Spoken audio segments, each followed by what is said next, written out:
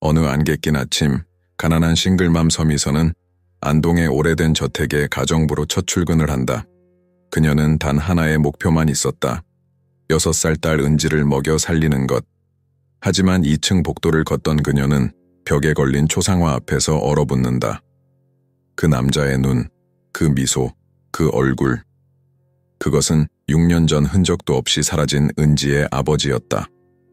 그런데 왜 그는 이 집안의 자랑스러운 후계자로 액자 속에 있는 걸까? 그리고 왜 5년 전에 죽었다고 적혀 있는 걸까? 미선은 곧 깨닫는다. 이 저택에는 상상할 수 없는 비밀이 숨겨져 있다는 것을. 사랑 때문에 파괴된 한 남자의 진실, 명예를 위해 아들을 희생시킨 어머니의 죄, 그리고 존재해서는 안 되는 손녀. 미선이 진실에 가까워질수록 그녀와 딸의 목숨은 더욱 위험해진다. 은지의 눈을 본 순간 모든 것을 알아챈 곽가의 여주인은 과연 손녀를 받아들일까 아니면 영원히 지워버릴까? 이것은 단순한 사랑 이야기가 아니다. 이것은 계급, 명예 그리고 한 여자가 딸을 지키기 위해 맞서 싸우는 처절한 생존의 이야기다. 끝까지 보지 않고는 절대 잠들 수 없을 이야기. 지금 바로 시작된다. 이 이야기가 마음에 드셨다면 구독과 좋아요 부탁드립니다. 그리고 댓글로 어디서 시청하고 계신지 알려주세요. 여러분의 응원이 더 좋은 이야기를 만듭니다. 안개가 자욱하게 깔린 이른 아침, 서미선은 곽가의 낡은 대문 앞에 서 있었다. 29살. 손에는 구겨진 이력서 한 장, 낡은 고무장갑 한 켤레, 그리고 가슴 깊숙이 숨겨둔 진실 하나. 그녀는 6살 딸 은지의 엄마였고 세상이 그녀에게 허락한 유일한 선택지는 살아남기였다. 안동. 한국에서 가장 오래된 가문들이 뿌리내린 이 도시는 전통과 명예를 숨쉬듯 중요하게 여겼다. 그리고 곽가는 그 중심이었다. 3대째 이어진 한옥저택, 마을 사람들이 고개 숙여 인사하는 가문, 그 누구도 함부로 이름을 부르지 못하는 집안. 미선은 그런 곳에 청소부로 들어왔다. 월급보다는 딸을 숨길 수 있는 방 한 칸이 절실했기 때문이었다. 들어오세요. 중년의 가정부가 무표정하게 문을 열어주었다. 미선은 고개를 숙인 채 신발을 벗고 마루에 올랐다. 나무 바닥은 차갑고 윤기가 났다. 몇 대를 이어온 집의 냄새가 났다. 한약 냄새, 오래된 나무 냄새, 그리고 어딘가 쓸쓸한 침묵의 냄새. 1층 거실과 주방을 맡게 될 겁니다. 2층은 부인님 허락 없이는 올라가지 마세요. 3층은 아예 금지구역이고요. 네, 알겠습니다. 미선은 작은 목소리로 대답했다. 그녀는 눈에 띄지 않는 사람이 되는 법을 배웠다. 가난한 사람은 조용해야 살아남는다는 걸 알았다. 가정부는 그녀를 2층으로 안내하며 집안 구조를 설명했다. 복도는 길고 어두웠다. 창밖으로 보이는 정원에는 100년은 넘었을 법한 소나무가 서 있었다. 그 순간이었다. 미선의 발이 멈췄다. 복도 끝 커다란 창문 옆 벽에 걸린 액자. 흑백 사진. 정장을 입은 젊은 남자가 희미하게 미소 짓고 있었다. 깔끔하게 넘긴 머리, 날카로운 턱선, 그리고 그 눈. 미선의 심장이 멎었다. 그 눈은 은지의 눈이었다. 똑같았다. 쌍꺼풀의 각도, 눈동자의 깊이, 웃을 때 살짝 처지는 눈꼬리까지. 그녀는 매일 아침 딸의 얼굴을 보며 그 눈을 기억했다. 사라진 남자의 눈, 그녀를 버린 남자의 눈. 저 사람은. 미선의 목소리가 떨렸다. 가정부가 차갑게 대답했다. 광민환 도련님이세요. 부인님의 외아들이셨죠. 5년 전에 돌아가셨어요. 세상이 기울었다. 미선은 벽을 짚고 겨우 중심을 잡았다. 숨이 막혔다. 그녀의 머릿속이 하얗게 변했다. 아니, 이럴 수가 없었다. 그는 출장이 많은 회사원이라고 했다. 평범한 사람이라고 했다. 가족도 없다고 했다. 거짓말이었다. 그는 안동에서 가장 오래된 가문의 유일한 후계자였다. 그리고 지금 그는 죽어 있었다. 괜찮으세요? 가정부의 목소리가 들렸지만 미선은 대답할 수 없었다. 그녀는 그저 사진 속 남자를 바라보았다. 그 남자가 그녀에게 한 약속들이 떠올랐다. 나 곧 안정되면 너랑 결혼할게. 우리 아기 태어나면 세상에서 제일 좋은 아빠가 될 거야. 조금만 기다려줘. 사정이 복잡해서 지금은 말 못해. 그리고 어느 날 그는 사라졌다. 전화도 문자도 흔적도 없이. 미선은 배가 불러오는 몸으로 그를 찾아 헤맸지만 아무것도 찾지 못했다. 결국 혼자 은지를 낳았고 세상의 손가락질을 견디며 살았다. 그런데 그가 여기 있었다. 죽은 채로, 벽에 걸린 채로, 이 집의 자랑스러운 아들로. 미선 씨? 가정부가 다시 불렀다. 미선은 가까스로 고개를 돌렸다. 죄송해요. 그냥 어지러워서요. 첫날이라 그런가 보네요. 아래층으로 내려가서 쉬세요. 오후부터 일 시작하면 돼요. 미선은 비틀거리며 계단을 내려갔다. 1층 부엌 옆 작은 방이 그녀의 숙소였다. 문을 닫고 그녀는 바닥에 주저앉았다. 온몸이 떨렸다. 은지, 그녀의 딸. 그 아이는 이 집안의 피를 물려받은 아이였다. 그런데 왜 민화는 떠났을까? 왜 연락을 끊었을까? 그리고 왜 죽었을까? 미선은 떨리는 손으로 핸드폰을 꺼냈다. 은지에게 보낸 마지막 메시지가 화면에 떠 있었다. 엄마 오늘 새 직장 첫 출근이야. 이모네 집에서 잘 지내고 있어. 사랑해. 그녀는 눈물을 참았다. 울 수 없었다. 아직 아무것도 모른다. 왜 민환이 이 집에 있는지, 왜 그가 죽었는지, 그리고 이 가족이 은지의 존재를 알면 어떻게 될지. 그날 오후 미선은 조용히 청소를 시작했다. 넓은 거실, 고급스러운 가구, 벽에 걸린 서예 작품들. 모든 것이 무거운 전통의 무게를 지니고 있었다. 그리고 저녁 무렵 미선은 그녀를 만났다. 곽혜선 여사, 이 집의 주인이자 민환의 어머니. 노부인은 지팡이를 짚고 천천히 거실로 들어왔다. 흰 한복을 입은 그녀는 마치 조선시대에서 온 사람처럼 보였다. 얼굴은 주름져 있었지만 눈빛은 날카로웠다. 오랜 세월 동안 권력을 쥐고 살아온 사람의 눈이었다. 새로운 직원이군요. 네, 부인님. 서미선이라고 합니다. 미선은 깊게 고개를 숙였다. 노부인은 그녀를 한참 동안 바라보았다. 불편할 정도로 긴 침묵이었다. 나이가 어떻게 되죠? 29입니다. 결혼은? 안 했습니다. 자녀는? 미선의 심장이 쿵 내려앉았다. 그녀는 재빨리 대답했다. 없습니다. 거짓말이었다. 하지만 이 집에서 은지의 존재를 밝힐 수는 없었다. 절대로. 노부인은 고개를 끄덕였다. 이 집은 조용해야 합니다. 소문도 말썽도 원치 않아요. 당신 일만 하고 입 다물고 있으면 문제 없을 겁니다. 네, 명심하겠습니다. 노부인은 천천히 돌아서서 2층으로 올라갔다. 그 뒷모습을 보며 미선은 온몸에 소름이 돋는 것을 느꼈다. 저 여자가 민환의 어머니다. 은지의 할머니다. 그런데 왜 이렇게 차갑고 무서운 기운이 느껴지는 걸까? 밤이 되었다. 미선은 자신의 방에 누워 천장을 바라보았다. 잠이 오지 않았다. 머릿속은 혼란스러웠다. 내일 아침 일찍 은지에게 전화를 해야 했다. 목소리라도 들어야 마음이 놓일 것 같았다. 그때 복도에서 발소리가 들렸다. 미선은 숨을 죽였다. 발소리는 천천히, 조심스럽게 그녀의 방 앞을 지나갔다. 그리고 멈췄다. 누군가 문 앞에 서 있었다. 미선은 이불을 끌어당겼다. 심장이 미친 듯이 뛰었다. 몇 초 후 발소리는 다시 멀어졌다. 그녀는 가까스로 숨을 내쉬었다. 진정해. 그냥 가정부였을 거야. 하지만 그녀는 알고 있었다. 이 집에는 뭔가 잘못된 것이 있었다. 민환의 죽음, 노부인의 차가운 눈빛, 그리고 2층 복도에 걸린 그 사진. 미선은 이불 속에서 작게 중얼거렸다. 은지야, 엄마가 너를 지킬게. 무슨 일이 있어도. 하지만 그녀는 아직 몰랐다. 이 집에 발을 들인 순간 그녀와 은지의 운명은 이미 되돌릴 수 없는 방향으로 흘러가기 시작했다는 것을. 그리고 곽가의 비밀은 상상했던 것보다 훨씬 더 어둡고 깊다는 것을. 일주일이 지났다. 미선은 곽가의 그림자처럼 조용히 살았다. 새벽 5시에 일어나 마루를 닦고 식사를 준비하고 설거지를 하고 저녁이 되면 작은 방으로 돌아가 문을 닫았다. 말을 최소화했다. 눈을 마주치지 않았다. 존재감을 지웠다. 하지만 매일 밤 그녀는 은지와 통화했다. 이모네 집에 맡겨둔 딸의 목소리를 듣는 것만이 그녀가 버틸 수 있는 유일한 이유였다. 엄마, 언제 와? 보고 싶어. 곧 갈게, 우리 공주. 조금만 기다려. 이모가 오늘 떡볶이 해줬어. 근데 엄마가 해주는 게 더 맛있어.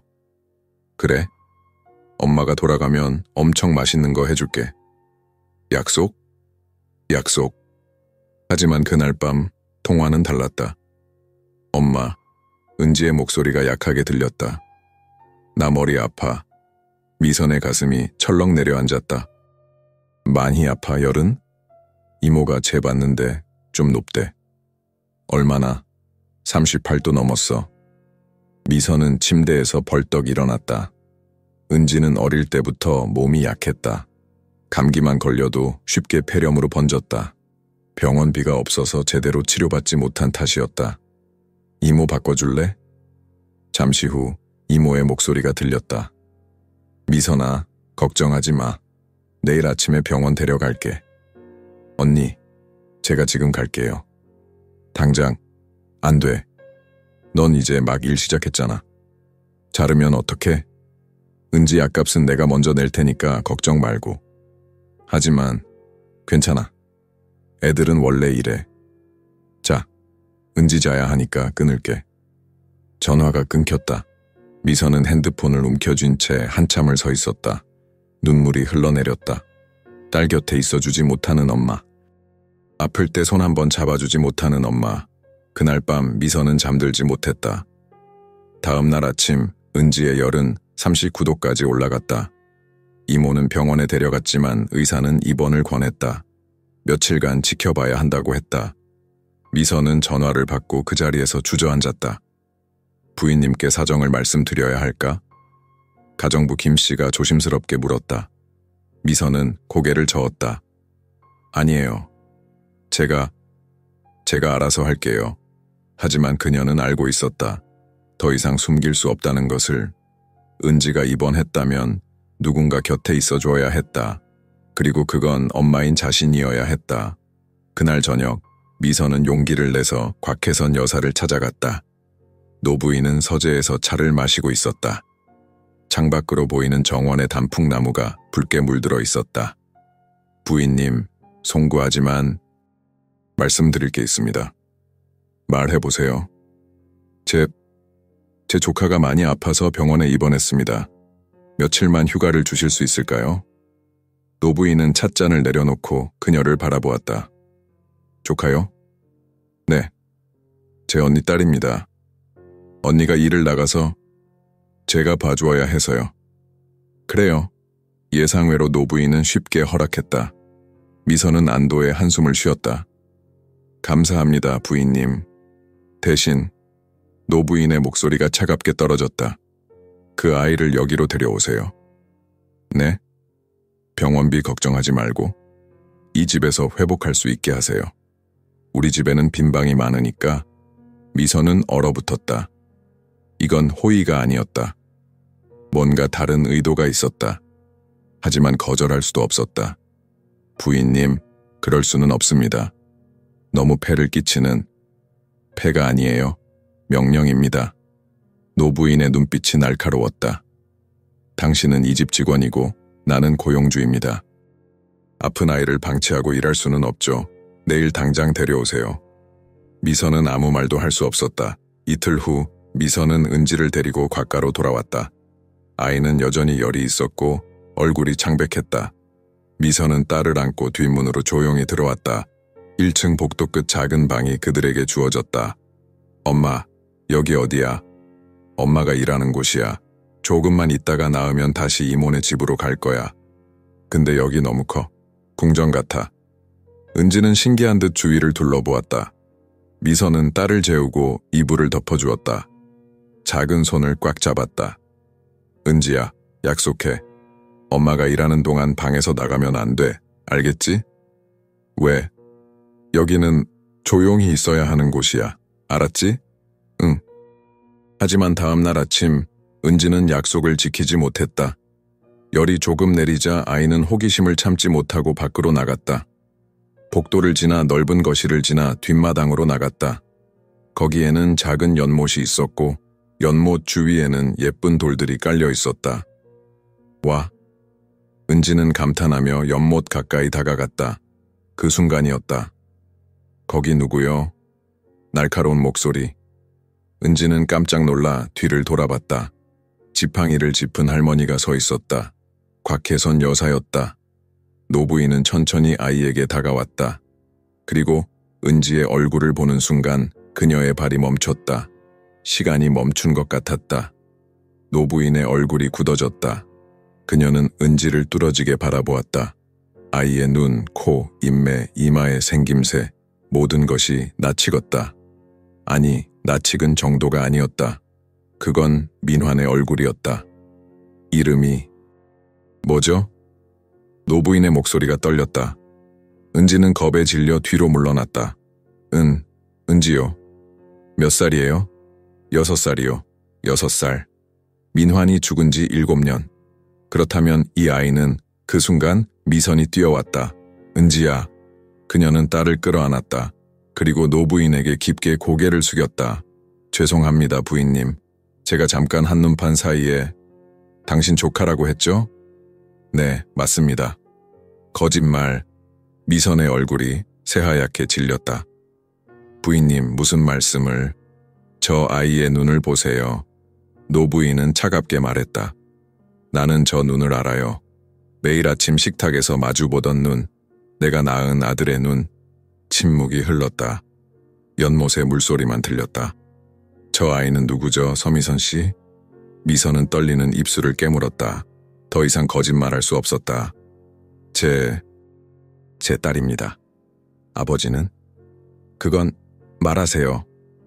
노부인의 목소리가 정원 전체에 울렸다.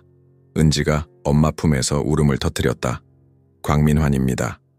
미선의 목소리는 바람에 날아갈 듯 작았다. 당신 아들 민환 씨가 은지 아빠입니다. 노부인은 뒤로 비틀거렸다. 지팡이를 놓칠 뻔했다.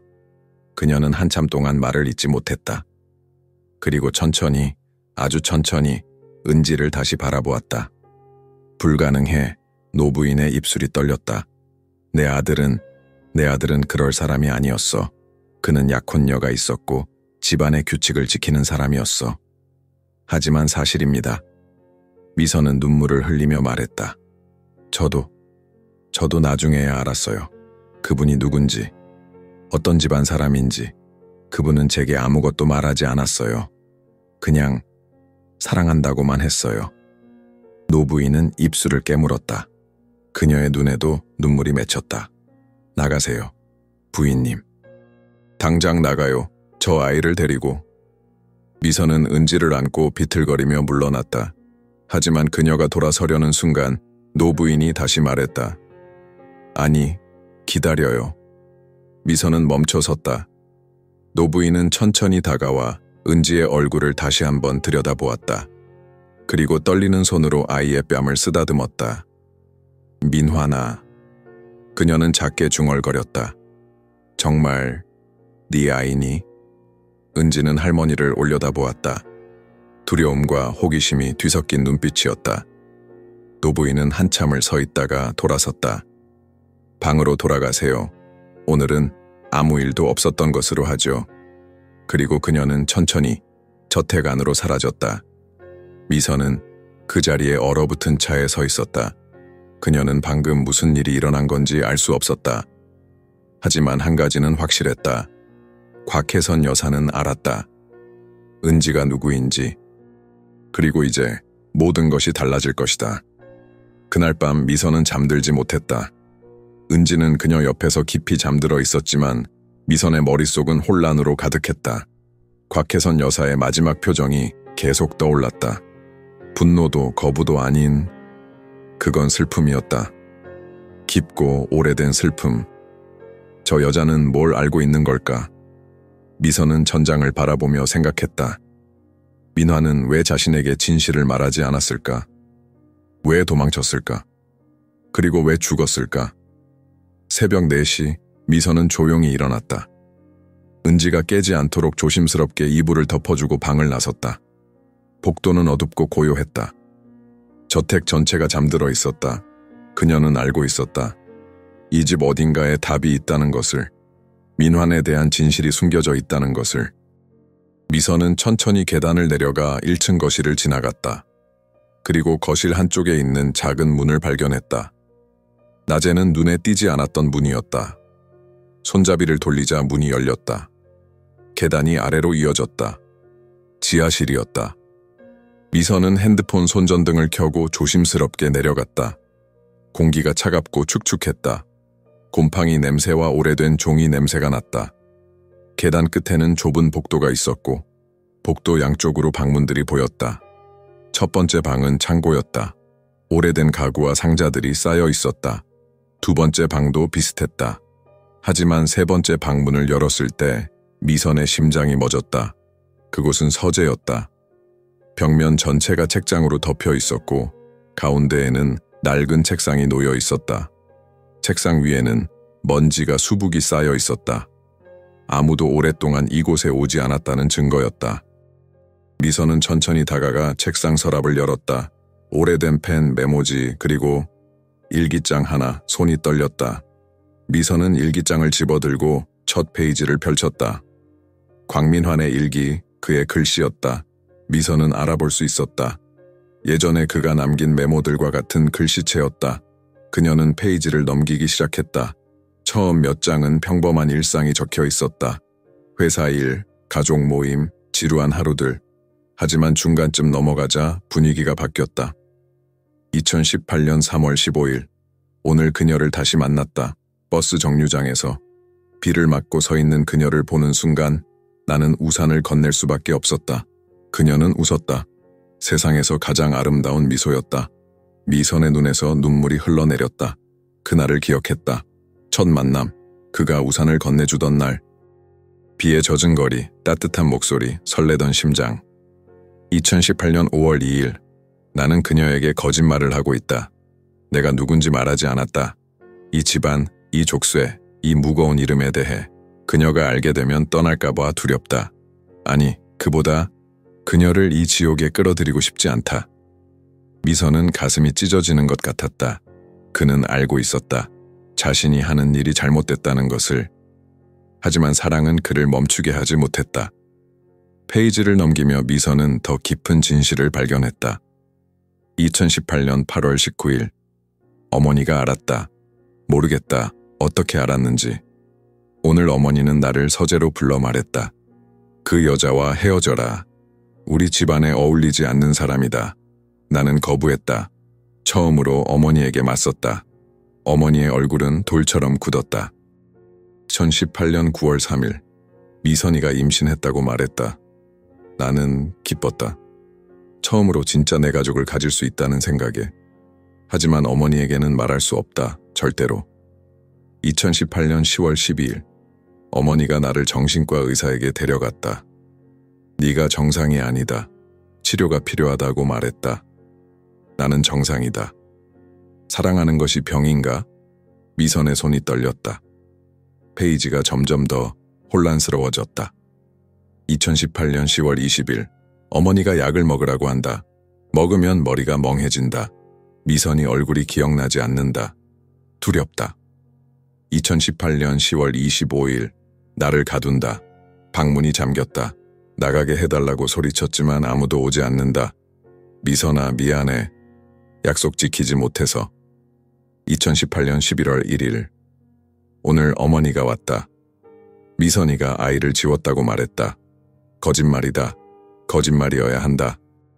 하지만 내가 확인할 방법이 없다. 전화도 연락도 할 수 없다. 마지막 페이지는 찢어져 있었다. 하지만 한 줄이 남아 있었다. 이곳에서 나갈 수 있다면? 미선아, 꼭 찾아갈게. 우리 아기에게 미안하다고 전해줘. 미선은 일기장을 떨어뜨렸다. 온몸이 떨렸다. 그는 갇혀 있었다. 자기 어머니에게. 그리고 그는 끝까지 그녀를 찾으려 했다. 그럼 어떻게 죽은 거야? 미선은 책상 서랍을 더 뒤졌다. 그리고 작은 봉투 하나를 발견했다. 봉투 안에는 병원 서류가 들어있었다. 안동 성심 정신병원 입원 기록, 환자명, 광민환 입원 날짜, 2018년 10월 20일 퇴원 날짜. 없음 미선은 서류를 더 읽어 내려갔다. 그리고 마지막 줄에서 멈췄다. 환자 사망 일자. 2019년 2월 14일. 사인 자살. 자살. 그는 스스로 목숨을 끊었다. 미선은 바닥에 주저앉았다. 눈물이 멈추지 않았다. 그는 죽고 싶어서 죽은 게 아니었다. 갇혀서, 약에 취해서, 희망을 잃어서 죽었다. 그 순간 뒤에서 목소리가 들렸다. 거기서 뭐 하는 거요? 미선은 깜짝 놀라 돌아봤다. 가정부 김씨가 서 있었다. 그녀의 얼굴은 창백했다. 저는 그냥 이곳에 오면 안 돼요. 부인님이 금지한 곳이에요. 김씨는 다가와 일기장과 서류를 집어들었다. 그리고 미선을 똑바로 바라봤다. 당신 뭘 알고 싶은 거예요? 민환 씨가 어떻게 죽었는지 알고 싶어요. 김씨는 한참 동안 침묵했다. 그리고 작게 한숨을 쉬었다. 알고 싶으면 병원에 가보세요. 안동성심정신병원.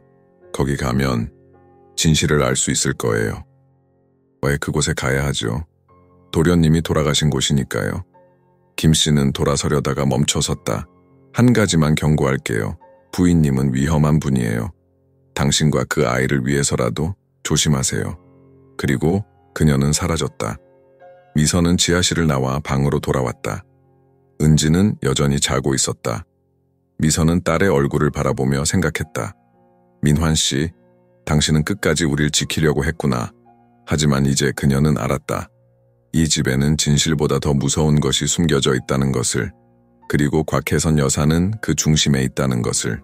그날 밤 미선이 잠든 후 누군가 그녀의 방문을 열었다. 조용히 들어와 베개 밑에 종이 한 장을 놓았다. 종이에는 송을씨로 이렇게 적혀 있었다. 입 닫혀. 안 그러면 내 딸이 대가를 치른다. 다음 날 아침 미선은 그 쪽지를 발견했다. 온몸에 소름이 돋았다. 누군가 자신을 지켜보고 있었다. 그리고 은지를 위협하고 있었다. 하지만 미선은 물러서지 않기로 했다. 진실을 밝혀야 했다. 민환을 위해서라도, 은지를 위해서라도, 그리고 무엇보다 자신을 위해서라도. 사흘이 지났다. 미선은 위협 쪽지를 받은 후 더욱 조심스럽게 행동했다. 낮에는 평범한 가정부처럼 일했고 밤에는 은지를 꼭 안고 잠들었다. 하지만 그녀의 머릿속은 끊임없이 질문들로 가득 차 있었다. 누가 그 쪽지를 남긴 걸까? 김씨? 아니면 다른 누군가? 미선은 곽혜선 여사를 관찰하기 시작했다. 노부인은 매일 같은 일과를 반복했다. 아침 6시에 일어나 정원을 산책하고 아침 식사 후에는 서재에서 시간을 보냈다. 점심 후에는 낮잠을 자고 저녁에는 2층 거실에서 차를 마셨다. 하지만 밤 11시가 되면 그녀는 3층으로 올라갔다. 미선은 처음에는 그냥 침실로 가는 것이라고 생각했다. 하지만 사흘째 밤 우연히 복도에서 노부인을 보게 되었을 때 미선은 이상한 점을 발견했다.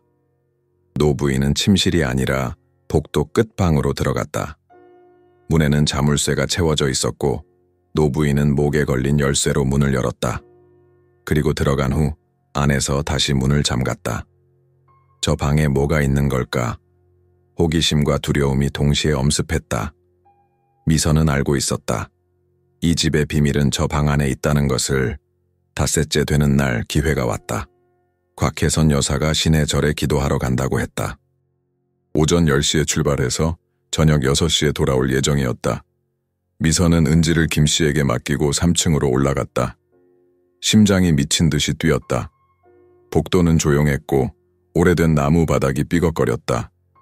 3층은 거의 사용하지 않는 공간이었다. 먼지가 쌓여 있었고 공기가 무거웠다. 복도 끝 문이 보였다. 두꺼운 나무 문에 오래된 자물쇠가 걸려 있었다. 미선은 주머니에서 헤어핀을 꺼냈다. 어릴 적 고아원에서 배운 기술이었다. 손이 떨렸지만 몇 번의 시도 끝에 찰칵 소리와 함께 자물쇠가 열렸다. 문을 밀자 삐걱 소리가 났다. 미선은 숨을 참고 안으로 들어갔다. 방은 어두웠다. 커튼이 쳐져 있어서 햇빛이 거의 들어오지 않았다. 미선은 조심스럽게 커튼을 열었다.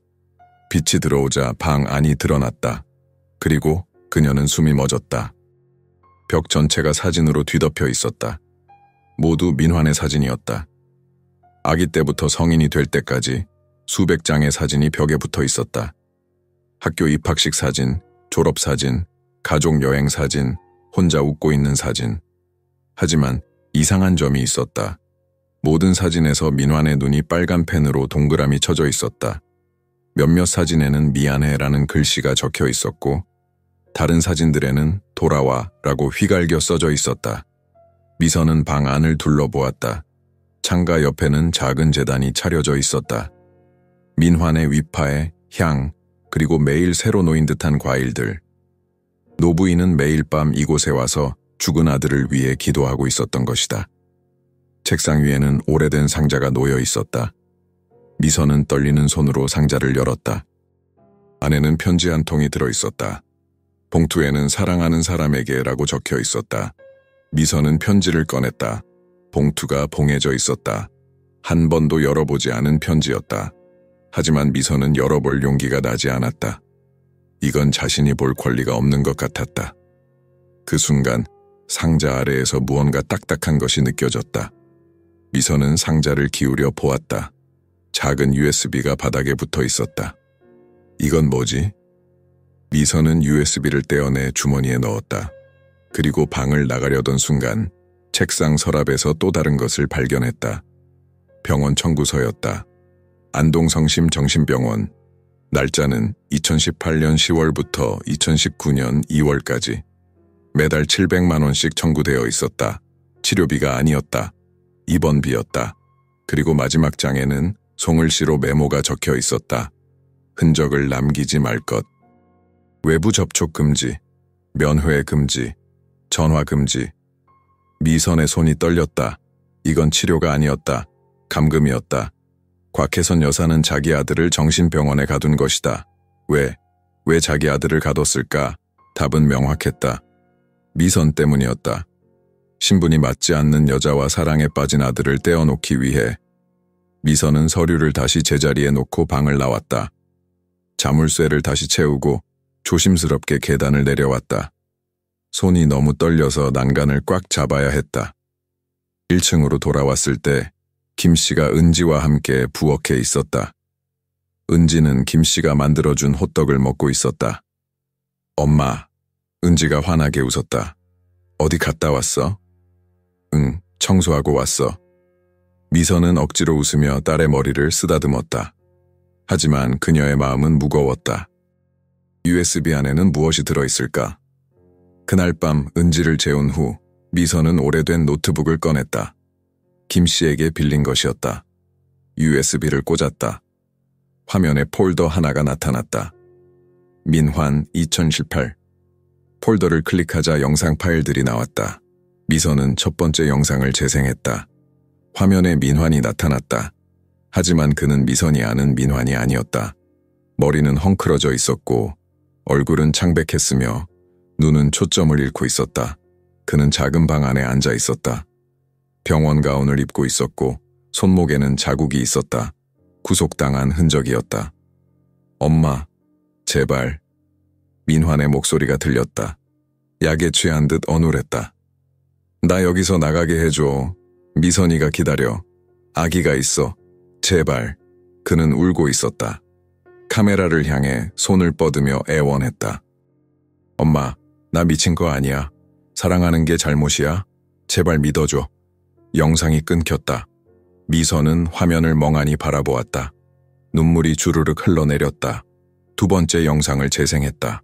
이번에는 민환이 더 쇠약해 보였다. 체중이 많이 빠졌고 눈빛은 더욱 흐릿했다. 오늘로 며칠째지. 모르겠어. 시간이 안 가. 그는 중얼거렸다. 미선아, 미안해. 약속 못 지켜서 우리 아기 건강하게 태어났을까? 그는 바닥에 머리를 박으며 흐느꼈다. 세 번째 영상은 가장 짧았다. 민환은 카메라를 똑바로 바라보며 말했다. 만약 누가 이걸 보게 된다면 제발 미선을 찾아줘. 그녀에게 전해줘. 나는 끝까지 그녀를 사랑했다고. 영상이 끝났다. 미선은 노트북을 덮고 바닥에 주저앉았다. 온몸이 떨렸다. 분노와 슬픔과 죄책감이 한꺼번에 밀려왔다. 내가 그를 죽인 거야. 만약 자신이 없었다면 민화는 살아있었을 것이다. 만약 사랑하지 않았다면 그는 갇히지 않았을 것이다. 그 순간 밖에서 차 소리가 들렸다. 곽혜선 여사가 돌아온 것이다. 미선은 재빨리 USB를 빼고 노트북을 껐다. 그리고 은지 옆에 누웠다. 하지만 잠들 수 없었다. 머릿속에는 민환의 울음소리가 계속 울려 퍼졌다. 다음 날 아침 미선이 부엌에서 아침 준비를 하고 있을 때 김씨가 다가왔다. 어젯밤에 3층에 올라갔죠? 미선은 놀라서 김씨를 바라봤다. 어떻게? 바닥 삐걱거리는 소리 들었어요. 조심하세요. 부인님이 알면. 저는 진실을 알아야 해요. 미선은 단호하게 말했다. 민환 씨가 어떻게 죽었는지, 왜 죽어야 했는지, 그리고 누가 그를 죽였는지. 김 씨는 한참 동안 미선을 바라보다가 작게 한숨을 쉬었다. 당신 정말 무서운 걸 알게 될 거예요. 상관없어요. 은지는 어떡하고요? 은지를 위해서라도 알아야 해요. 이 집의 진실을. 김 씨는 고개를 끄덕였다. 그리고 주머니에서 작은 종이를 꺼내 미선에게 건넸다. 병원 주소예요. 가보세요. 거기 간호사 중에 박선영이라는 사람이 있어요. 그 사람에게 물어보세요. 민환 도련님에 대해. 미선은 종이를 받아 주머니에 넣었다. 고맙습니다. 하지만 명심하세요. 김 씨의 목소리가 낮아졌다. 진실을 알면 돌이킬 수 없어요. 이틀 후 미선은 병원에 갈 기회를 얻었다. 곽혜선 여사가 서울에 사는 친척을 만나러 하루 동안 집을 비운다고 했다. 미선은 은지를 김 씨에게 맡기고 시내버스를 타고 안동 성심정신병원으로 향했다. 병원은 도심에서 멀리 떨어진 산 중턱에 있었다. 오래된 건물이었고 외벽은 회색빛으로 칙칙했다. 입구에는 철문이 있었고 CCTV가 곳곳에 설치되어 있었다. 미선은 등골이 오싹해지는 것을 느꼈다. 민화는 이런 곳에 갇혀 있었던 것이다. 어떻게 오셨습니까? 접수처 직원이 무뚝뚝하게 물었다. 미선은 준비한 말을 꺼냈다. 환자 면회 왔는데요. 환자 이름이요? 아니. 사실은 예전에 여기 계셨던 환자에 대해 알고 싶어서요. 광민환이라는 분. 직원의 얼굴이 굳어졌다. 죄송하지만 환자 정보는 유가족 외에는 공개할 수 없습니다. 저는 그분의 뭐라고 말해야 할까? 연인? 아이 엄마. 미선은 말을 잇지 못했다. 그때 뒤에서 목소리가 들렸다. 미선 씨 맞죠? 미선은 돌아봤다. 50대 초반의 여자 간호사가 서 있었다. 이름표에는 박선영이라고 적혀 있었다. 저를 아세요? 김 씨에게 연락받았어요. 잠깐 이쪽으로 오세요. 박선영은 미선을 병원 뒤편 작은 카페로 데려갔다. 사람이 거의 없는 조용한 곳이었다. 두 사람은 구석자리에 앉았다. 광민환 씨에 대해 알고 싶다고 했죠? 네, 저는 그분의 알아요. 당신이 누군지. 박선영은 커피를 한 모금 마시고 천천히 말을 시작했다. 민환 씨는 2018년 10월에 이곳에 입원했어요. 어머니가 데려왔죠. 서류상으로는 심각한 정신착란 및 망상 증세라고 되어 있었어요. 하지만 그건 거짓말이었죠. 박선영은 고개를 끄덕였다. 처음 봤을 때 저는 이상하다고 생각했어요. 민환 씨는 정상이었거든요. 다른 환자들과 달랐어요. 그는 계속 말했어요. 나는 미쳤지 않다. 나를 나가게 해달라고. 그럼 왜 계속 입원시켰어요? 돈이죠. 곽 씨 집안은 이 병원의 최대 후원자예요. 병원장이 직접 지시했어요. 어떤 상황에서도 민환 씨를 퇴원시키면 안 된다고. 미선의 주먹이 떨렸다. 박선영은 계속 말했다. 시간이 지나면서 민환 씨는 점점 약해졌어요. 약물 때문이었어요. 필요 없는 약을 계속 먹였거든요. 항정신병 약물, 수면제, 진정제. 그는 하루 종일 멍하니 있었고 가끔씩만 정신이 들었어요. 그럴 때마다 그는 당신 이름을 불렀어요. 미선아라고, 우리 아기라고, 그리고 울었어요. 미선의 눈에서 눈물이 흘러내렸다. 박선영은 휴지를 건네주었다. 2019년 2월 13일 밤이었어요. 제가 야간 근무를 서고 있었는데 민환 씨 방에서 이상한 소리가 들렸어요. 달려가 보니 박선영의 목소리가 떨렸다. 그는 침대 시트로 목을 메고 있었어요. 저는 최선을 다했어요. 하지만 너무 늦었어요. 침묵이 흘렀다. 미선은 아무 말도 할 수 없었다. 유서가 있었어요. 하지만 병원장이 없앴어요. 저는 몰래 사진을 찍어뒀어요. 박선영은 핸드폰을 꺼내 미선에게 사진 한 장을 보여주었다. 삐뚤빼뚤한 글씨로 쓰인 짧은 유서였다. 미선아, 미안해. 나는 약한 사람이었어. 너와 우리 아기를 지키지 못했어. 하지만 알아줘. 마지막 순간까지 너를 사랑했어. 우리 아기에게 전해줘. 아빠는 너를 정말 많이 사랑했다고. 민환 미선은 더 이상 참을 수 없었다. 그녀는 테이블에 엎드려 소리내어 울었다. 박선영은 그녀의 등을 쓰다듬어 주었다. 한참 후 미선은 고개를 들었다. 왜 이제 와서 말해주는 거예요? 죄책감 때문이에요. 저는 침묵했어요. 돈 때문에, 직장 때문에. 하지만 민환 씨의 얼굴이 계속 떠올라요. 이제라도 진실이 밝혀져야 한다고 생각했어요. 증거가 있나요? 감시 카메라 영상이 있어요. 하지만 병원 측에서 삭제했을 거예요. 제가 가진 건 유서 사진뿐이에요. 미선은 고개를 끄덕였다. 그리고 가방에서 USB를 꺼냈다. 이건 민환 씨가 남긴 영상들이에요. 이것도 증거가 될까요? 박선영은 USB를 받아들고 진지하게 말했다. 이건 결정적 증거예요. 만약 법정에 제출한다면 재판을 할 수 있을까요? 어려울 거예요. 곽 씨 집안은 힘이 세요. 변호사도 돈도 많죠. 하지만 시도할 가치는 있어요. 미선은 병원을 나와 버스 정류장에서 멍하니 서 있었다. 머릿속이 복잡했다. 진실을 알았지만 이제 어떻게 해야 할지 몰랐다. 그날 저녁 집으로 돌아왔을 때 김 씨가 심각한 얼굴로 그녀를 기다리고 있었다. 미선 씨, 큰일 났어요. 왜요? 은지가 어떻게 됐어요? 은지는 괜찮아요. 하지만 부인님이 알았어요. 뭘요? 은지에 대해서요. 부인님이 오늘 아침에 은지 머리카락을 가져갔어요. DNA 검사를 하러 간 거예요. 미선의 얼굴이 창백해졌다. 그럼 이제 부인님은 확실히 알게 될 거예요. 은지가 진짜 손녀라는 걸. 그날 밤 미선은 은지를 꼭 안고 누워 있었다. 딸의 고른 숨소리를 들으며 생각했다. 이제 어떻게 될까? 곽혜선 여사는 은지를 받아들일까 아니면 거부할까? 사흘 후 곽혜선 여사가 미선을 서재로 불렀다. 노부인의 손에는 봉투가 들려 있었다. 검사 결과지였다. 앉으세요.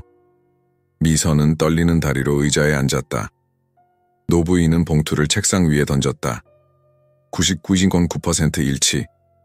은지는 내 손녀가 맞아요. 미선은 아무 말도 하지 못했다. 노부인은 계속 말했다. 하지만 나는 그 아이를 받아들일 수 없어요. 왜요? 미선의 목소리가 떨렸다. 당신은 우리 집안에 어울리지 않아요. 신분도, 배경도 아무것도 없잖아요. 하지만 은지는 당신 피를 받은 아이예요. 민환 씨의 딸이에요. 바로 그게 문제예요. 노부인의 목소리가 커졌다. 민환은 당신 때문에 죽었어요. 네? 당신이 없었다면 민환은 살아 있었을 거예요. 당신이 그를 유혹했고, 그를 혼란스럽게 만들었고, 그를 가족에게서 떼어놓으려 했어요. 나는 아들을 지키려고 했을 뿐이에요. 당신이 그를 죽였어요. 미선이 조용히 말했다. 당신이 그를 병원에 가뒀어요. 당신이 약을 먹였어요. 당신이 그를 절망하게 만들었어요. 민환 씨는 사랑했을 뿐이에요. 그게 무슨 죄예요? 노부인의 얼굴이 굳어졌다. 나가요. 당장. 은지는요? 은지도 데리고 나가요. 나는 그 아이를 곽가의 일원으로 인정하지 않을 거예요. 절대로. 미선은 일어섰다. 그리고 마지막으로 말했다. 후회하실 거예요. 언젠가는. 그날 밤 미선은 짐을 싸기 시작했다. 은지는 엄마 옆에서 불안한 얼굴로 물었다. 엄마, 우리 어디 가? 새로운 곳으로 갈 거야. 저 할머니는 싫어? 아니야. 할머니도 아파하고 계셔. 그 순간 문이 열렸다. 김 씨가 급하게 들어왔다. 미선 씨, 이거 봐요. 그녀는 서류 뭉치를 건넸다. 미선이 펼쳐보니 병원 입원 서류, 약물 처방전, 그리고 곽혜선 여사의 서명이 있는 동의서였다. 이건 부인님이 직접 서명한 거예요. 민환 도련님을 강제 입원시킨 증거예요. 제가 몰래 복사해뒀어요. 왜 이걸 저한테? 이 집의 진실이 밝혀져야 해요. 그래야 민환 도련님도 편히 쉴 수 있어요. 미선은 서류를 꽉 쥐었다. 이제 선택해야 했다. 복수를 할 것인가, 아니면 조용히 떠날 것인가. 이틀 후 예상치 못한 일이 일어났다. 곽혜선 여사가 미선에게 메시지를 보냈다. 오늘 저녁 밥시 식당에서 만나요. 중요한 얘기가 있어요. 미선은 메시지를 보며 불안감을 느꼈다. 무슨 일이 일어날까? 하지만 거절할 수 없었다. 그녀는 은지를 김 씨에게 맡기고 저녁 시간에 본관 식당으로 향했다. 커다란 식탁에는 이미 여러 사람이 앉아 있었다. 곽혜선 여사가 상석에 앉아 있었고 그 옆에는 정장을 입은 2명의 중년 남자가 있었다. 변호사처럼 보였다. 그리고 반대편에는 김 씨가 긴장한 얼굴로 앉아 있었다. 앉으세요, 미선 씨. 노부인의 목소리는 차가웠지만 이전보다는 덜 적대적이었다. 미선은 조심스럽게 빈자리에 앉았다. 식탁 위에는 고급스러운 한정식이 차려져 있었지만 아무도 음식에 손대지 않고 있었다. 소개하겠어요. 이쪽은 우리 가문의 법률 고문인 이 변호사, 박 변호사예요. 2 변호사가 고개를 끄덕였다. 미선은 긴장한 채 그들을 바라보았다. 오늘 이 자리를 마련한 이유는 간단해요. 노부인이 천천히 말을 시작했다. 은지에 대해 이야기하려고요. DNA 검사 결과 그 아이는 확실히 내 손녀예요. 법적으로도, 혈연적으로도. 미선은 숨을 죽이고 들었다. 그래서 제안을 하나 하려고 해요. 노부인은 변호사에게 눈짓했다. 이 변호사가 서류 뭉치를 꺼내 미선 앞에 놓았다. 이것은 합의서예요. 내용은 간단해요. 당신은 은지의 양육권을 포기하고 우리 가문은 당신에게 부산에 있는 아파트 한 채와 매달 200만 원의 생활비를 평생 지급해요. 미선은 서류를 내려다보았다. 고급 용지에 깔끔하게 인쇄된 문서였다. 하지만 그 내용은 그녀의 가슴을 짓눌렀다. 은지를 포기하라고요? 아니에요. 은지는 여전히 당신 딸이에요. 하지만 곽가의 이름을 사용하지 못하고 상속권도 주장하지 못해요. 그리고 당신은 은지와 함께 이곳을 떠나야 해요. 영원히. 그건 당신과 은지 모두를 위한 거예요. 노부인의 목소리가 부드러워졌다. 이 집에 있으면 은지는 평생 사생아라는 꼬리표를 달고 살아야 해요. 하지만 떠난다면 새로운 삶을 시작할 수 있어요. 아무도 과거를 몰라요. 은지에게는 할머니가 필요해요. 미선이 떨리는 목소리로 말했다. 은지는 가족을 원해요. 사랑을 원해요. 돈이 아니라 돈이. 사랑? 노부인이 냉소를 띠며 말했다. 사랑이 뭘 해줄 수 있죠? 사랑이 밥 먹여주나요? 학교 보내주나요? 당신이 은지에게 줄 수 있는 게 뭐가 있어요? 제가 줄 수 있는 건 미선의 눈에 눈물이 맺혔다. 진심이에요. 민환 씨가 저한테 줬던 것처럼. 조건 없는 사랑이에요. 민환은 죽었어요. 노부인이 갑자기 소리쳤다. 식탁 위에 찻잔이 덜컹 소리를 냈다. 민환은 이미 없어요. 사랑 때문에 죽었어요. 나는 은지가 같은 길을 걷게 하고 싶지 않아요. 침묵이 흘렀다. 그 순간 김 씨가 조용히 입을 열었다. 부인님, 거짓말하지 마세요. 모두의 시선이 김 씨에게 쏠렸다. 노부인의 얼굴이 굳어졌다. 김 씨 지금 뭐 하는 거요? 진실을 말하는 거예요. 김 씨가 떨리는 목소리로 말했다.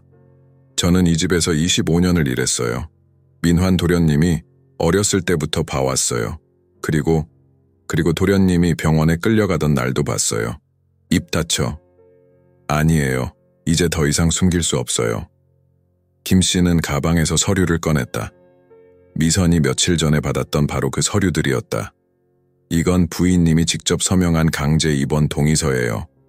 그리고 이건 병원에서 민환 도련님에게 투여한 약물 목록이에요. 항정신병 약물, 수면제, 진정제, 필요 없는 약들이었어요. 변호사들이 서류를 집어들고 살펴보기 시작했다. 노부인은 창백한 얼굴로 김 씨를 노려보았다. 당신, 감히. 민환 도련님은 미친 게 아니었어요. 단지 사랑했을 뿐이에요. 하지만 부인님은 그걸 용납하지 못했죠. 신분이 맞지 않는다는 이유로. 그래요. 노부인이 벌떡 일어나며 소리쳤다. 그게 뭐가 잘못됐어요. 우리는 300년을 이어온 가문이에요. 아무나 받아들일 수 없어요. 그래서 아들을 죽였어요. 미선이 조용히 물었다. 노부인은 미선을 바라보았다. 그녀의 눈에는 눈물이 가득했다. 나는 아들을 지키려고 했어요. 거짓말 마세요. 김 씨가 다시 말했다. 부인님은 가문을 지키려고 했어요. 아들이 아니라 부인님에게 중요한 건 명예였어요. 과가의 이름이었어요. 민환 도련님의 행복은 아무것도 아니었죠. 닥쳐요. 당신이 뭘 알아요. 노부인이 지팡이로 바닥을 내리쳤다. 하지만 그녀의 손은 떨리고 있었다. 저는 다 알아요. 김 씨가 눈물을 흘리며 말했다. 도련님이 얼마나 고통스러워했는지, 매일 밤 부인님께 전화해서 울면서 애원했는지, 엄마, 나 여기서 나가게 해줘라고 얼마나 많이 말했는지. 하지만 부인님은 단 한 번도 면회 가지 않았죠. 노부인은 의자에 주저앉았다. 그녀의 얼굴은 무너져 내리고 있었다. 나는 그렇게 할 수밖에 없었어요. 가문은 이미 죽었어요. 미선이 말했다. 당신 아들과 함께 이제 남은 건 은지뿐이에요. 그 아이는 민환 씨의 마지막 흔적이에요. 마지막 사랑이에요. 노부인은 손으로 얼굴을 가렸다. 그녀의 어깨가 떨렸다. 처음으로 그녀는 인간처럼 보였다. 권력자가 아니라 아들을 잃은 한 명의 어머니처럼. 나는 무슨 짓을 한 거죠? 그녀는 중얼거렸다. 식탁 위에 음식들은 차갑게 식어갔다. 변호사들은 불편한 얼굴로 서류를 정리했다. 아무도 말을 하지 않았다. 한참 후 노부인이 고개를 들었다. 그녀의 눈은 충혈되어 있었다. 미선 씨, 네. 은지를 나에게 보여줄 수 있나요? 단 한 번만이라도. 미선은 망설였다. 그리고 천천히 고개를 끄덕였다. 내일 아침에 오세요. 정원으로. 노부인은 아무 말 없이 고개를 끄덕였다. 그리고 천천히 일어나 방으로 돌아갔다. 그녀의 뒷모습은 이전보다 훨씬 더 작고 약해 보였다. 저녁 식사는 그렇게 끝났다. 아무도 음식을 먹지 않았다. 변호사들은 조용히 떠났고 김 씨는 부엌으로 돌아갔다. 미선은 혼자 식탁에 앉아 생각했다. 이제 어떻게 될까? 곽혜선 여사는 정말로 은지를 받아들일까? 하지만 한 가지는 확실했다. 오늘 밤 이 집에서 오랫동안 숨겨져 있던 진실이 드러났다. 그리고 그 진실은 모든 것을 바꿀 것이다. 미선은 창밖을 바라보았다. 달빛이 정원을 비추고 있었다. 어딘가에서 민환도 이 순간을 보고 있을까? 민환 씨, 이제 곧 끝나요. 당신 딸이 당신 어머니를 만날 거예요. 그게 좋은 일인지 나쁜 일인지는 모르겠어요. 하지만 적어도 진실은 밝혀졌어요. 그날 밤 미선은 은지를 꼭 안고 잠들었다. 내일은 중요한 날이 될 것이다. 할머니와 손녀가 만나는 날, 과거와 미래가 만나는 날. 다음 날 아침은 유난히 조용했다. 안개가 정원을 덮고 있었고 새들조차 울지 않았다. 미선은 일찍 일어나 은지를 깨웠다. 엄마, 왜 이렇게 일찍 깨워? 은지가 졸린 눈을 비비며 물었다. 오늘 중요한 분을 만나야 해. 누구? 미선은 잠시 망설였다. 어떻게 설명해야 할까? 할머니라고 해야 할까? 하지만 곽혜선 여사는 아직 은지를 손녀로 인정하지 않았다. 엄마 친구야, 예쁘게 입자. 미선은 은지에게 가장 깨끗한 옷을 입혔다. 머리를 곱게 빗기고 얼굴을 씻겼다. 거울 속 은지를 보며 미선은 가슴이 먹먹해졌다. 아이는 정말 민환을 닮았다. 특히 그 눈이. 오전 9시 미선은 은지의 손을 잡고 정원으로 나갔다. 연못 옆 벤치에 곽혜선 여사가 이미 앉아 있었다. 노부인은 검은색 한복을 입고 있었고 손에는 작은 보자기를 들고 있었다. 부인님. 미선이 조심스럽게 다가가자 노부인이 고개를 들었다. 그녀의 얼굴은 밤새 울었는지 부어 있었다. 하지만 눈빛은 이전보다 부드러웠다. 이 아이가 은지군요. 노부인이 떨리는 목소리로 말했다. 은지는 엄마 뒤에 숨어서 할머니를 살짝 쳐다보았다. 은지야, 인사해. 미선이 부드럽게 말했다. 은지는 조금 망설이다가 작게 고개를 숙였다. 안녕하세요. 노부인은 은지를 한참 동안 바라보았다. 눈물이 그녀의 뺨을 타고 흘러내렸다. 민환아. 그녀는 작게 중얼거렸다. 정말 네 아이구나. 노부인은 떨리는 손으로 보자기를 풀었다. 안에는 오래된 인형 하나가 들어있었다. 한복을 입은 전통 인형이었다. 이건 민환이가 어렸을 때 가지고 놀던 인형이에요. 유일하게 아꼈던 장난감이었죠. 노부인은 인형을 은지에게 내밀었다. 은지에게 주고 싶어요. 아빠의 추억이니까. 은지는 엄마를 쳐다보았다. 미선이 고개를 끄덕이자 은지는 조심스럽게 인형을 받았다. 예뻐요. 고마워요, 할머니. 은지가 웃으며 말했다. 그 순간 노부인의 얼굴이 무너졌다. 그녀는 손으로 입을 막고 흐느꼈다. 할머니라고 불러줬어. 미선도 눈물을 참을 수 없었다. 하지만 그 순간 집 안에서 김 씨가 급하게 나왔다. 미선 씨, 큰일 났어요. 무슨 일이에요? 손님들이 왔어요. 많이요. 기자들이에요. 세 사람은 급히 집 앞으로 갔다. 대문 밖에는 10여 명의 기자들과 카메라가 있었다. 플래시가 터지고 질문들이 쏟아졌다. 곽 여사님, 아들 살해 의혹에 대해 어떻게 생각하십니까? 강제 입원 사실이 맞습니까? 손녀가 있다는 소문이 사실입니까? 미선은 깜짝 놀라 은지를 안아들었다. 누가 언론에 알린 걸까? 그때 한 남자가 대문을 밀고 들어왔다. 40대 중반의 정장 차림 남자였다. 그의 손에는 서류 뭉치가 들려 있었다.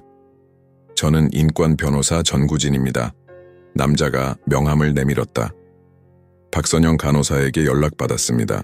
광민환 씨 사건을 맡고 싶습니다. 누가 당신을 부른 거죠? 노부인이 차갑게 물었다. 진실을 밝히고 싶은 사람들이죠. 광민환 씨는 부당하게 감금당했고 결국 목숨을 잃었습니다. 이건 명백한 인권 침해이자 살인 사건입니다. 증거가 있습니까? 있습니다. 정 변호사는 USB를 꺼냈다. 미선이 박선영에게 전달했던 바로 그것이었다. 이 안에는 광민환 씨가 병원에서 녹화한 영상들이 있습니다. 그리고 강제 입원 동의서, 약물 투여 기록, 모든 증거가 있습니다. 노부인은 창백한 얼굴로 뒤로 물러섰다. 미선은 혼란스러웠다. 박선영이 움직인 걸까? 아니면 김 씨가? 미선 씨, 정 변호사가 미선을 바라보았다. 당신과 은지 양은 이 사건의 핵심 증인입니다. 재판에 협조해 주시겠습니까? 미선은 은지를 안고 있는 팔에 힘을 주었다. 딸이 그녀를 올려다보고 있었다. 순수한 눈빛이었다. 저는 무엇을 선택해야 할까? 진실을 밝혀서 민환의 억울함을 풀어줘야 할까? 하지만 그렇게 되면 은지는 평생 살인사건의 손녀라는 꼬리표를 달고 살아야 한다. 언론은 그들을 가만히 두지 않을 것이다. 시간을 주세요. 미선이 간신히 말했다. 생각할 시간이 필요해요. 정 변호사는 고개를 끄덕였다. 알겠습니다. 하지만 빨리 결정하셔야 합니다. 이미 언론에 알려졌으니까요. 기자들은 계속 질문을 던졌고 플래시는 멈추지 않았다. 경찰이 와서야 그들을 돌려보낼 수 있었다. 그날 오후 미선은 방에 혼자 앉아 있었다. 은지는 김 씨와 함께 부엌에서 쿠키를 만들고 있었다. 창밖으로는 여전히 기자 몇 명이 대문 앞에서 기다리고 있었다. 노크 소리가 들렸다. 곽혜선 여사였다. 들어와도 될까요? 네, 부인님. 노부인은 미선 옆에 앉았다. 두 사람은 한동안 말없이 앉아 있었다. 미안해요.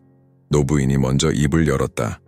당신에게, 민환에게, 은지에게 나는 끔찍한 어머니였어요. 이제 와서 사과한다고 민환 씨가 돌아오나요? 미선의 목소리는 차가웠다.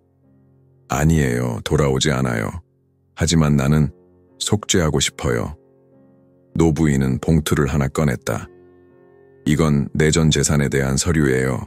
은지에게 모두 물려주려고 해요. 집도, 땅도, 돈도. 전 돈이 필요 없어요. 알아요. 하지만 은지에게는 필요해요. 그 아이의 미래를 위해서. 은지의 미래는 제가 책임질게요. 미선이 단호하게 말했다. 당신 없이도. 그럼 노부인의 목소리가 떨렸다.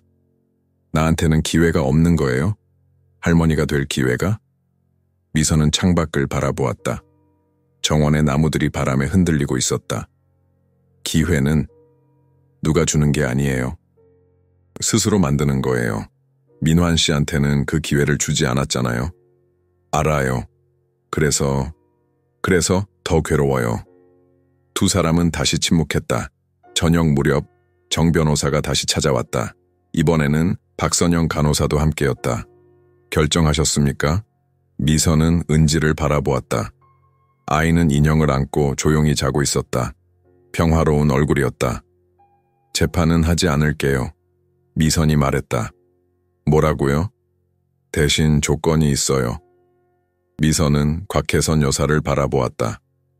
부인님, 공개 사과하세요. 언론 앞에서. 당신이 민환 씨에게 한 일을. 그리고 정신건강 관련 재단을 만드세요. 부당하게 감금당하는 사람들이 없도록. 노부인은 눈물을 흘리며 고개를 끄덕였다. 그렇게 할게요. 약속해요. 그리고 은지는 제가 키울 거예요. 하지만 미선은 잠시 멈췄다. 할머니로서 은지를 만날 수는 있어요. 한 달에 한 번, 그것도 은지가 원할 때만. 감사해요. 정말 감사해요. 노부인은 미선의 손을 꽉 잡았다. 정 변호사는 불만스러운 얼굴이었지만 미선의 결정을 존중했다. 박선영은 미선을 끌어안으며 울었다. 잘 결정하셨어요. 은지를 위해서. 그날 밤 미선은 은지를 안고 누웠다. 딸이 물었다. 엄마, 우리 계속 여기 있어. 아니야. 우리 새로운 집으로 갈 거야. 할머니는 가끔 만날 거야. 할머니도 은지를 많이 사랑하시거든. 아빠는? 미선은 딸의 머리를 쓰다듬었다. 아빠는 하늘에서 우릴 지켜보고 계셔. 항상. 은지는 고개를 끄덕이며 눈을 감았다. 미선은 천장을 바라보며 생각했다. 민환 씨, 제가 잘한 걸까요? 복수하지 않기로 한 게? 하지만 대답은 이미 알고 있었다. 복수는 은지를 행복하게 만들지 못한다. 사랑만이 할 수 있다. 2주 후, 안동의 가을은 깊어지고 있었다. 단풍잎이 바람에 날리고 하늘은 높고 맑았다. 곽가의 대문 앞에는 더 이상 기자들이 없었다. 하지만 온 나라가 이 사건에 대해 알고 있었다. 곽혜선 여사는 약속을 지켰다. 그녀는 기자회견을 열어 모든 것을 고백했다. 아들을 정신병원에 강제로 입원시킨 것, 사랑하는 사람과 헤어지게 한 것, 그리고 결국 그를 죽음으로 몰아넣은 것, 온 국민 앞에서 무릎 꿇고 사죄했다. 저는 끔찍한 어머니였습니다. 그녀의 목소리는 떨렸다. 명예와 가문을 위해 제 아들의 행복을 희생시켰습니다. 그리고 이제 그 대가를 치르고 있습니다. 평생 후회하며 살 것입니다. 언론은 며칠간 이 사건으로 떠들썩했다. 사람들은 분노했고, 슬퍼했고, 논쟁했다. 신분제도, 가문문화, 정신건강, 인권, 모든 것이 화제가 되었다. 하지만 미선은 그 모든 것에서 벗어나고 싶었다. 그녀는 은지를 데리고 부산으로 떠나기로 했다. 곽혜선 여사가 제공한 아파트가 아니라 자신이 직접 구한 작은 원룸이었다. 정부 지원으로 얻은 곳이었다. 떠나는 날 아침, 김 씨가 미선을 꽉 안아주었다. 잘 지내요. 연락하고요. 네, 언니. 정말 고마웠어요. 언니가 아니었으면 됐어요. 당신은 잘했어요. 은지를 위해 최선의 선택을 했어요. 곽혜선 여사도 현관까지 나왔다. 그녀는 예전보다 훨씬 나이 들어 보였다. 머리는 더 하얗게 새었고 등은 더 굽어 있었다. 은지야. 노부인이 무릎을 꿇고 손녀와 눈높이를 맞췄다. 할머니 다음 달에 보러 갈게. 괜찮지? 네, 할머니 그때 또 인형 가져와 줘요. 그럴게. 할머니가 가진 거 다 줄게.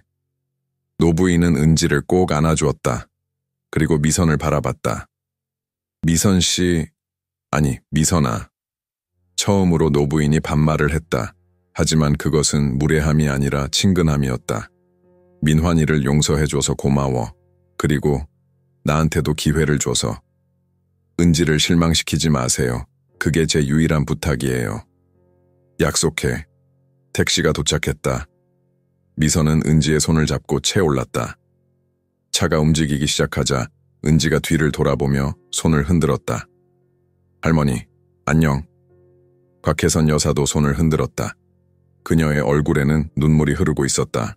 택시가 시야에서 사라질 때까지 그녀는 그 자리에 서 있었다. 3개월 후 부산의 작은 원룸, 창문으로 바다가 보였다. 미선은 새 직장을 구했다. 동네 빵집이었다. 월급은 많지 않았지만 사장님이 친절했고 은지를 돌볼 시간도 있었다. 은지는 근처 초등학교 준비반에 다니기 시작했다. 처음에는 낯을 가렸지만 점차 친구들을 사귀었다. 선생님은 은지가 그림을 잘 그린다고 칭찬했다. 엄마, 오늘 선생님이 내 그림 칭찬했어. 정말? 뭐 그렸는데? 아빠. 은지가 그림을 펼쳐 보였다. 하늘에서 웃고 있는 남자가 그려져 있었다. 날개가 달려 있었다. 선생님이 아빠는 천사가 됐다고 했어. 맞지? 미선은 눈물을 참으며 딸을 안아주었다. 응, 맞아. 아빠는 천사야. 우리 지켜주고 계셔. 매달 마지막 주 토요일 곽혜선 여사가 부산으로 왔다. 항상 손에 선물을 들고 왔다. 인형, 책, 옷. 하지만 미선은 너무 비싼 것은 돌려보냈다. 부인님, 이건 너무 비싸요. 은지 할머니라고 불러요, 이제. 은지 할머니, 이건 받을 수 없어요. 알았어요. 다음엔 더 싼 걸로 살게요. 세 사람은 함께 해운대 해변을 걸었다. 은지는 할머니 손을 잡고 신나게 뛰어다녔다. 노부인은 손녀를 바라보며 행복한 미소를 지었다. 미선아 고마워. 뭐가요? 내가 손녀를 알 수 있게 해줘서. 너무 늦었지만 그래도 기회를 줘서. 은지를 위한 거예요. 아이는 할머니가 필요하니까요. 나도 은지가 필요해. 그 아이가 내가 사는 이유야. 석 달이 지나고 반년이 지났다. 계절이 바뀌고 은지는 7살이 되었다. 초등학교 입학식 날 미선과 곽혜선 여사가 함께 참석했다. 은지는 새 교복을 입고 카메라 앞에서 활짝 웃었다. 그 눈은 여전히 민환의 눈이었다. 하지만 이제는 슬픔이 아니라 희망이 담겨 있었다. 엄마 할머니 같이 사진 찍어요. 세 사람은 나란히 섰다. 은지가 가운데, 미선이 왼쪽, 노부인이 오른쪽.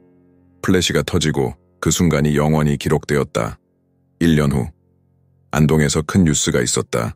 곽혜선 여사가 민환 정신건강재단을 설립한 것이다. 전 재산을 기부해서 만든 재단이었다. 부당하게 감금되거나 강제 치료받는 사람들을 돕는 곳이었다. 개관식 날 미선과 은지도 참석했다. 재단 입구에는 민환의 사진이 걸려 있었다. 웃고 있는 사진이었다.